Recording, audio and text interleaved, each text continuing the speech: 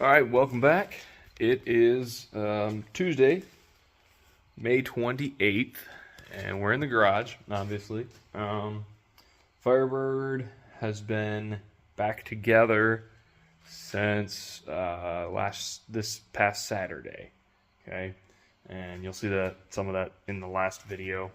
I haven't really taken any video other than for like some shorts of it running yet because it's not quite right yet.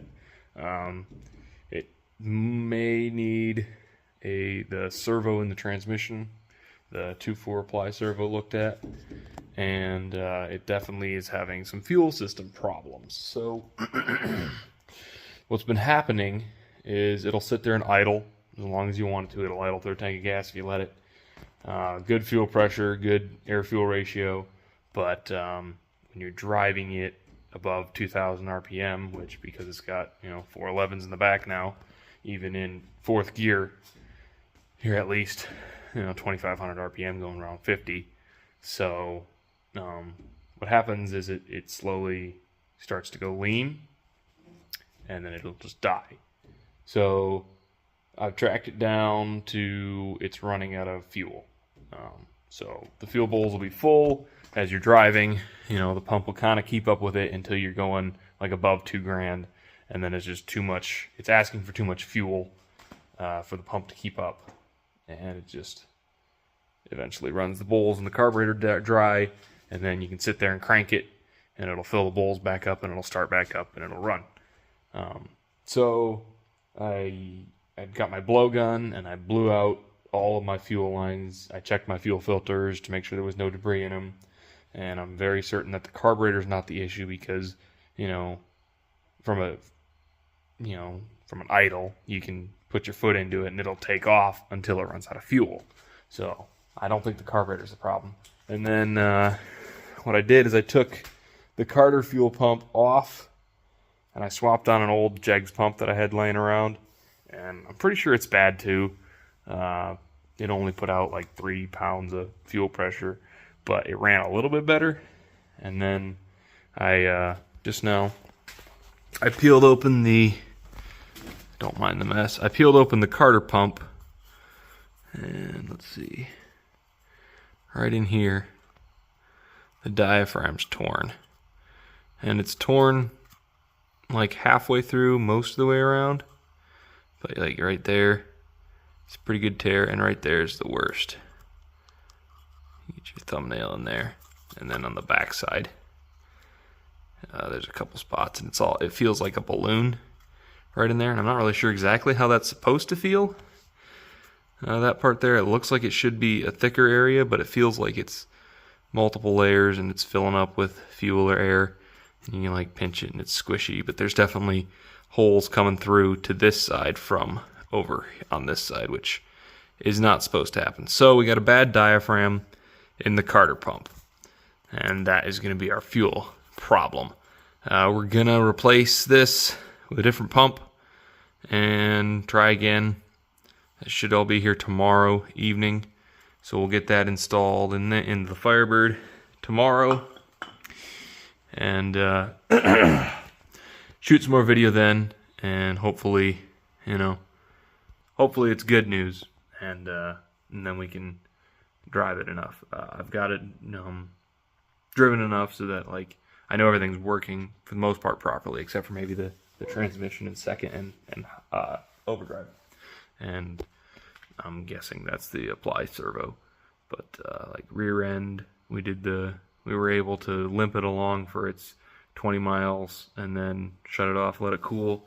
So we just got to do some light acceleration stuff on it, varying RPM stuff for the first 500 miles, and then I got to do change the braking oil again in the motor at 500 miles anyway, so I'll probably do transmission fluid then too. So the speedometer's not working. That's another thing about the transmission. It's kind of intermittent. It's a different style electronic speed sensor in the back end than what this car originally came with, because you cannot find the original electronic speedo for these cars. It was like transition years between mechanical and the newer style electric ones, and you cannot find them anywhere. So I tried a little different style with an adapting wiring harness, and I'm pretty sure the pulses are way off. So I'm probably going to end up having to get a Dakota Digital box to make it talk to my actual speedometer better.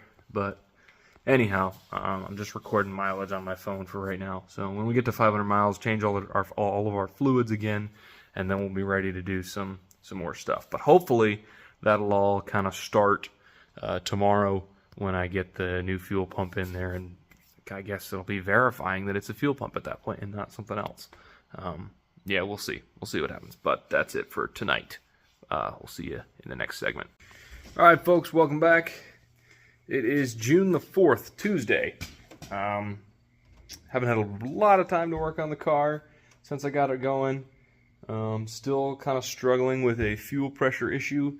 I believe it now to be vapor lock, because it has fuel pressure when you first start it up, and then as everything warms up, you start to lose fuel pressure. So I'm believing that we got a fuel line that's real close to the exhaust, probably right up here in the engine bay, because all our fuel lines come right here and the headers are right there.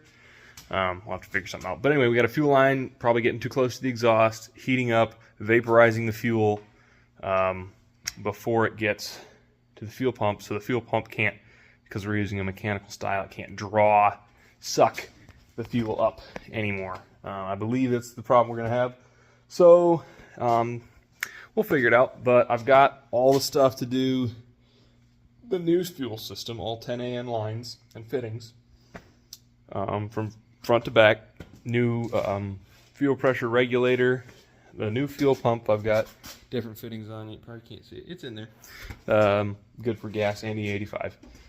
So this is the fuel system we're going to need for E85, but you can also run gasoline through it. So we're going to get the car up in the air. We got to nut and bolt everything anyway after we've driven it a few miles. Stuff gets loosened up and whatever. Got to make sure everything's still tight. And then we're going to look for a fuel line that's close to the exhaust. I got some old used heat shielding off of some cars from work that I'm going to try and massage into place to keep the fuel lines from getting too hot if I can. And I'm not sure if that'll work or not. We'll give it a shot and see what we can find out with that. If it doesn't work, we'll just go ahead and start working on dropping the tank so that we can get the welding sump in. Currently it's a full tank of gas, so we got to dump all that. I'm probably going to try and dump it into my 55-gallon drum sitting right there on the other side of my tool bag, and so we can save all that because it's good premium gasoline. So we'll drop the tank and get the fuel lines removed and all that stuff and try and replace it all if we can't make this work. If we can't make this work, then I'm going to keep running this until the break-in's done at like 500 miles, and then we're going to do that. But either way, that fuel system is going in this year. So one way or the other, that's what we're going to do. So I'm going to go ahead and get the car up on the jack stands and look everything over, see what we can find. Here we go. All right, so it's Sunday, June 9th, I believe. And still been kind of fighting fuel pressure problems with the Firebird, right? So I've got my brand new pump on there, my ProCam pump, which is good for, I think, 130 gallons per hour. I believe that's what the rating is. Anyway, it's good for like 13 psi, and it's a flex fuel pump, so it's good for E85 and gasoline. So I've got that on here currently with the old fuel lines and stuff, old carburetor. When you start it up, it makes 13 psi, and then you let it warm up, let the car warm up, and it still makes 13. That's if you bypass the regulator. If you put it through the regulator, you can regulate down to 7, whatever, 7.5, 6, whatever you want. And it makes that till it warms up. Start to go for a drive down the road. Air-fuel ratio gauge goes super lean. When you're accelerating, you let off, and you're fighting it, barely keeping it running, trying to get it back home. Get back to the garage, pop the hood, and 0 fuel pressure is what it's reading on the gauge. So, and it seems to be because it's sucking the bowls dry when you are accelerating, and it's not filling the bowls back up fast enough. So it seems to be that it's getting 0 oil or fuel pressure, pardon me. So I've tried running it with the gas cap off, because maybe it's pressurizing the gas tank weird or whatever. I disconnected the gas tank vent, which was clogged, and that did help the pressure be higher before it warms up. Because before I disconnected that, it was only bypassing the regulator. The new pump was making, I think, 9 psi bypassing the regulator. So when I unplugged that, it did help the fuel pressure go up, but when it heats up, it still goes down to 0. So I'm thinking there's a vapor lock issue somewhere. I'm not sure where. I mean, I looked, and most of the fuel lines run along this side of the car, driver's side of the car. And then under the transmission, or above the transmission right here, they cross over to the other side on the carbureted models. I believe on the fuel injected, they stay on this side of the car and come up over here. But on the carbureted models, it crosses over top of the transmission and comes up right next to the exhaust and then into the engine bay. So I just grabbed a piece of heat shield that it was rattling around on a customer's car at work that they wanted removed, pulled it off, brought it home from work, and stuck it right between the exhaust and where the fuel lines come in down here, and then obviously trying to shield it from all this heat with all the fuel line stuff going on right here. I know it's a mess. We'll clean it up eventually, but that didn't help at all either. So, and I mean, it didn't have this problem at all last year. So I don't know exactly what's going on. All the rubber hoses up front have been replaced, but there's still rubber hoses in the back that go from the sending unit to the steel lines. And I'm not sure if like maybe they've gotten contaminated with higher ethanol content gas than what they were made for or something like that. I'm not really sure. And if there's some kind of restriction with them, I don't know. But either way, I think it's time that we go ahead and put in my weld-in sump over here and my 10AN fuel lines, because these are good for gasoline. They're good for ethanol and methanol. So all this stuff, I'll be able to run gas, E85, or methanol, depending on the carburetor I want. So I doubt that I'm going to run methanol on this thing, like maybe ever, but I have the option with the fuel system that I'm going to put in it to do that after I replace the rubber hoses to the sending unit, because one of those is going to be a return line.